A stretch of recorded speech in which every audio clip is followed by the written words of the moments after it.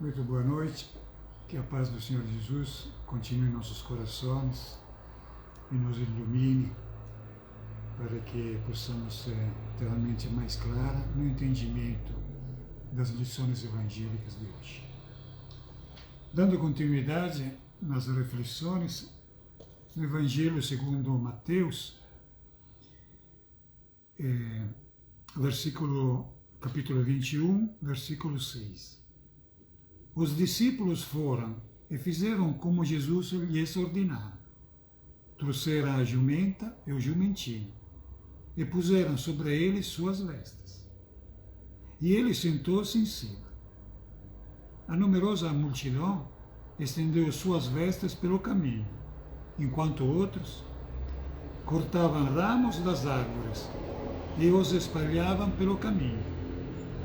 As multidões que o precediam e os que o seguiam gritavam: Hosana ao filho de Davi, bendito o que vem em nome do Senhor, Hosana no mais alto dos céus. E entrando em Jerusalém, a cidade inteira agitou-se e dizia: Quem é este? A isso, as multidões respondiam: Este é o profeta Jesus, de Nazaré, na Galileia. Então aqui, segundo o que nós estamos refletindo sobre os passos evangélicos, que estão no ápice, não? Em cima da vida de Jesus, justamente ele está subindo a Jerusalém, nós vamos ver mais uma vez que ele tem como base o Antigo Testamento. Quer dizer, a Mateus faz questão de ressaltar que já o profeta Isaías tinha profetizado a vinda de Jesus como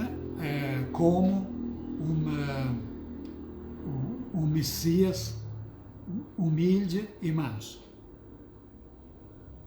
E aqui ele disse que trouxeram para ele, porque Jesus tinha ordenado de pegar a jumenta ou o jumentinho. Trouxeram a jumenta ou o jumentinho. Agora veja bem, vamos pensar um pouco. Por que o jumentinho? Era suficiente a jumenta. Podiam deixar lá o jumentinho, né? E depois podia, como eles falaram, iria restituir essa jumenta. Só que é interessante porque, como nós vamos vendo dentro do significado que nós podemos entender, Jesus estava usufruindo de um meio material para fazer algo espiritual, né? Então era importante, quer dizer, era útil se servir da jumenta. Entretanto, o jumentinho, ele tinha que também aprender isso, ver isso, testemunhar isso, para ele também dar continuidade ao serviço da jumenta. Porque se lembra que quando o profeta Isaías falou na profecia dele, falou o quê? Falou: montado em uma jumenta e um jumentinho, filho de um animal de carga. Quer dizer, ele deu até a genealogia da jumenta, desse animal de carga. Como é dizer, que nada é inútil nessa vida, nada é de ser desprezível, muito pelo contrário. Tudo é criação de Deus, tudo serve. E ai de nós se deixarmos de usufruir disso. Porque, como disse Jesus, não é o sábado que o homem é feito pelo sábado, mas é o sábado que é feito pelo homem, né? E ele sentou-se em cima. Também tem isso. Porque, na realidade, os reis, os guerreiros, os homens fortes, o que eles fazem? Eles cavalcam. Aí Jesus não. Jesus sentou. Sentou é uma forma mais, como podemos dizer, gentil. É uma forma mais, como dizer, sociável disso. Não é uma prepotência de sentar, de cavalcar o cavalo ou o asno que seja. Ele sentou-se. Tanto é que nos quadros que nós vemos. É interessante isso, né? Não sei se vocês já repararam. Eu até algumas vezes reparei assim, de relance, pensei que de repente não era bem assim, porque não é normal para um homem sentar em cima de um armo, é cavalcar mesmo. A numerosa multidão estendeu suas vestes pelo caminho. Aqui vemos também mais um gesto muito simbólico e, à primeira vista, desnecessário. Por qual motivo colocar as vestes em cima do animal de carga para Jesus poder sentar? Que justamente, como acabamos de falar, é como dizer, é uma comodidade que estamos dando para Jesus. É uma comodidade que estamos dando também para o animal, que se o animal se machuca menos. E não é uma, como dizer, não é aquele arreio normal, não, que depois o animal se sente assim, constrangido. E também colocaram as vestes pelo caminho, como é formar um tapete. E cortaram as árvores, que todo mundo sabe, não, dessa tradição cristã, do Domingo das Palmas, né? E que efetivamente aconteceu, que está nos Evangelhos. Isso era para glorificar e vamos sempre nos lembrar que essas multidões, elas cantavam Hosana ao filho de Davi, ao Messias. Né? E esse Hosana, o que significa em hebraico? Porque Hosana, nós falamos Hosana no sentido de hosanar, de adorar e tudo mais. Entretanto, o Shaná, que era em hebraico, ele significava salva-nos. Era um augúrio, era um pedido que era feito. Né?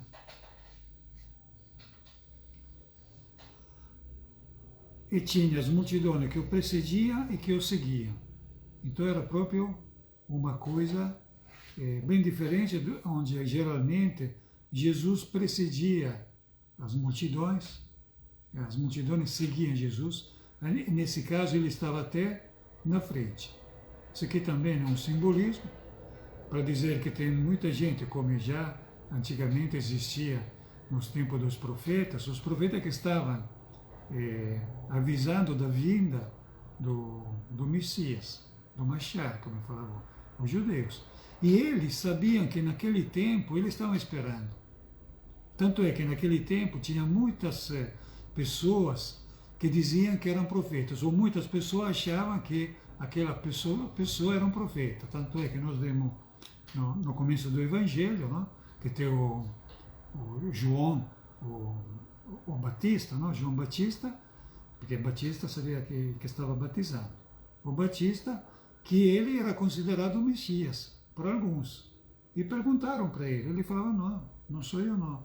Eu sou aquele que estava também profetizado, que teria chegado uma pessoa antes de Jesus, que teria preparado os caminhos dele. Aí, nesse caso, quem está preparando o caminho, a entrada triunfal em Jerusalém, são as multidões.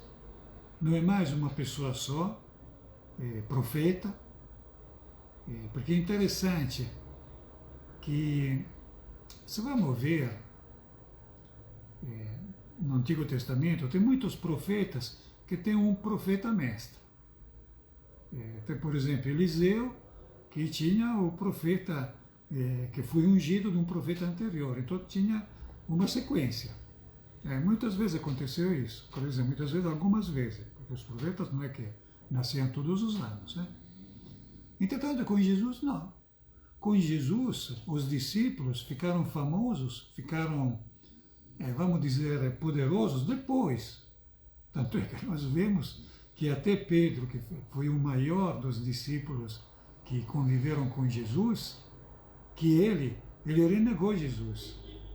Era, quer dizer, um pouco na bandeirola, acreditava e desacreditava.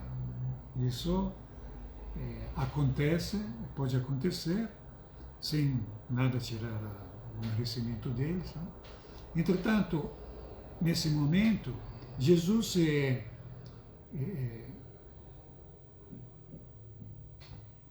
precedido em Jerusalém pelas multidões, quer dizer, pessoas normais, normais entre aspas, né? E eu gritava, bendito que vem no nome do Senhor. E entrando em Jerusalém, a cidade inteira agitou-se. Agora, veja bem, isso é um dos pontos que mais podia ser polêmicos, porque na realidade fala, mas como? Que Jesus, fosse Jesus, era o Messias, e o povo judaico não reconheceu ele. A questão era que Jesus, ele não atuava no templo, não atuava em Jerusalém, que era a capital ainda hoje, a capital espiritual dos judeus. Ele estava nos arredores, primeiro. Segundo ponto, muitos judeus, ele ia em Jerusalém somente na Páscoa e talvez uma vez na própria vida. Não iam todos os anos, porque os judeus já eram dispersos no mundo. Já tinha tido aquela diáspora dos anos de Nabucodonosor, nos anos 500 e alguma coisa. Então não todo mundo voltou para Jerusalém para construir a segunda vez o templo, né? Só que na religião dele, como ainda hoje, pelo menos uma vez na vida ele teria que fazer aquela famosa saída. Se bem me lembro, Aliá, quer dizer, subir. Subir aonde? Subir a Jerusalém. Então, muitas pessoas que estavam em Jerusalém naquele dia, que nós vamos pensar que era sexta-feira, né? Então, o Shabat era na sexta, que era o Shabat, que nós sabemos que é a Páscoa, aquela que nós chamamos de Páscoa, que na realidade é incorreto, não? A Páscoa é um nome em português. Aquela era a festa dos judeus, que era no sábado. Então todo mundo já que tinha que presenciar aquela festividade, que voltamos a dizer, é a festividade maiores dos judeus, estava ali dentro. E ficaram espantados ver toda essa gente, essas multidões, que gritavam que tinha um Messias. Falavam, o que é isso? Por quê? Porque eles não estavam sabendo. Jesus não era famoso fora daqueles territórios que era sob o domínio romano, com a autarquia dos judeus.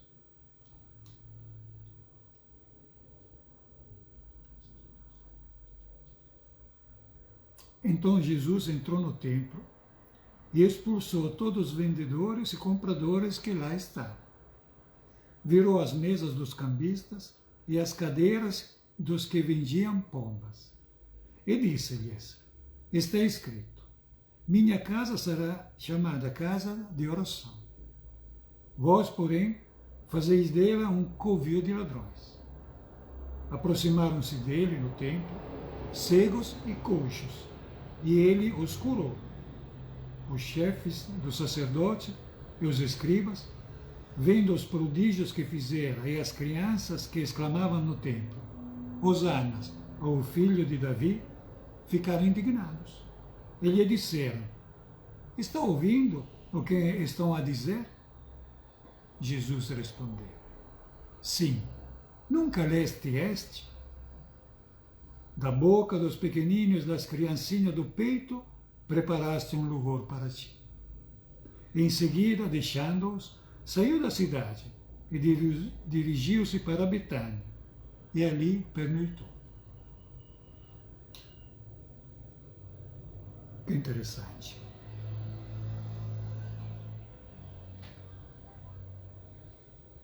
A primeira coisa que Jesus fez quando entrou no Templo de Jerusalém.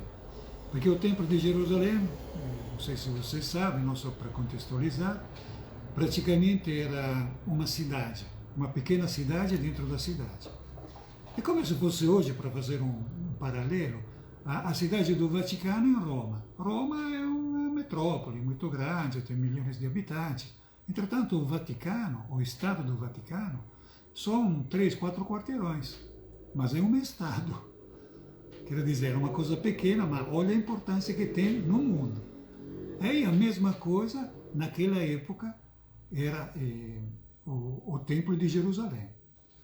E, como eu já tinha explicado outra vez, Jerusalém era uma cidade que você tinha que só ir até ela. Tem uma única estrada que levava até Jerusalém. E depois tinha um precipício, uma montanha. Do outro lado não se podia, nem hoje, podia subir. E o templo onde ficava? Justamente no topo dessa montanha. Então, praticamente, era o final da linha. Né? Bom, então quando Jesus chega no templo, entra no templo, o templo era feito de que maneira? Que você podia entrar, qualquer pessoa podia entrar, e lá podia justamente fazer o quê? Ser estrangeiro, trocar as moedas que ele tinha de outras cidades para a moeda do templo, que era a única com a qual você podia fazer a oferenda e comprar as oferendas, não? Que eram as pombas, os bois, e todos os animais, os cabritos e tudo mais, que era para oferecer depois a Deus. Isso era a prática que se usava. Entretanto, Jesus, ele quando viu esse comércio, que era um comércio, desculpe, espúrio, não era um comércio bem feito, não era um comércio honesto, ele ficou zangado. E tem aquela famosa frase, não? Que Jesus fala, que o amor ao Pai vai se perder. Então, muitas vezes para nós também acontece isso. A pessoa deixa de perdoar, deixa de perdoar, de tolerar as outras pessoas, pensando que nós somos mais que Deus. Nós queremos fazer uma coisa porque Deus não vai tolerar isso. Quem somos nós para fazer isso? Isso depois é a lição que Jesus deu para nós. Entretanto, materialmente falando, pode acontecer, como aconteceu com Jesus, que ele perdeu a paciência, ele ficou violento. Só que depois pediu desculpa, coisa que nós muitas vezes não conseguimos fazer. Não conseguimos perdoar e nos perdoar como dizer, de ter extravasado isso, de ter extrapolido.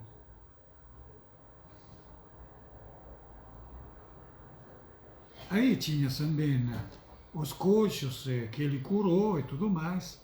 Entretanto, aqui entra uma outra figura do templo, dos chefes e sacerdotes, que nós vimos ainda quando ele estava pregando fora de Jerusalém. Só que aqueles não eram os maiores. Eles eram os enviados pelos maiores.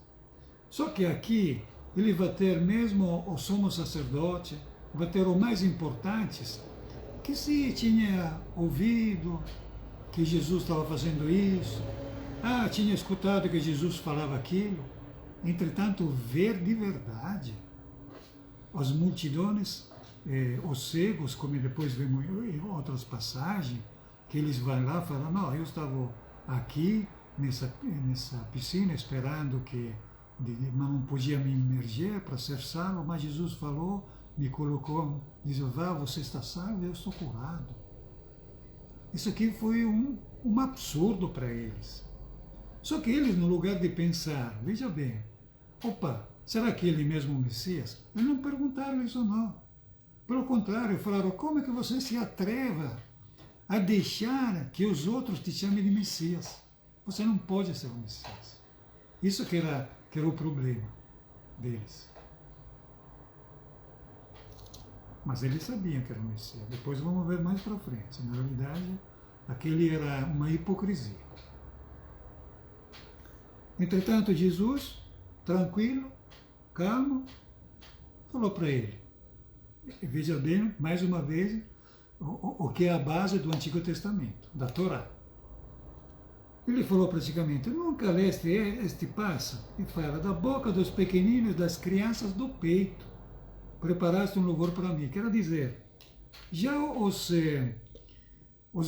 profetas tinham falado que até os pequeninos iriam reconhecer Jesus. Porque quem estava cantando o louvor a Jesus, quem estava reconhecendo Jesus, eram os pequeninos. Só que os sábios, os sacerdotes, os escribas, aqueles que conhecem todas as escrituras, aqueles que estão a contato com Deus, ele não queria reconhecer eles. Falava, como você deixa que as crianças cantem isso? Eu falava, não, mas estava escrito que as crianças iriam fazer isso. Quer dizer, mais uma prova que Jesus era e é, ainda hoje, o enviado de Deus, o Salvador, aquele que nós traduzimos como Salvador, né? Naquela época, o Messias era considerado não somente um Salvador, era considerado nós podemos traduzir hoje em dia como guia, o guia espiritual, que é e continua sendo. Entretanto, muitas vezes nós precisamos justamente refletir se talvez hoje não estamos fazendo os mesmos equívocos. Não estou falando de erros, mas de equívocos. Nos deixamos equivocar para algo que muitas vezes parece mais forte que nós. Falei, mas não é possível isso. Entretanto, para Deus tudo é possível. E Deus enviou justamente Jesus para demonstrar isso. Está testemunhado. Está continuando sendo testemunhado isso. Do pequeno e do grande. Das multidões e do particular. E aí, em seguida, deixando-os, saiu da cidade. E foi para Betânia e ali perguntou. Quer dizer, ele não ficou discutindo. Porque isso é a grande mensagem que Jesus deixou para nós. Vamos falar, vamos coloquiar, vamos, tudo bem. Mas vamos dizer o que temos que dizer. E acabou, a discussão acabou. Porque como já vimos, os escribas, os sacerdotes nesse caso, ele já estava sabendo disso. Não tinha que convencê-los, como dizer, discutindo. O fato era aquele, acabou. Depois cada um vai colocar a cabeça no travesseiro e vai pensar nisso. Muita paz.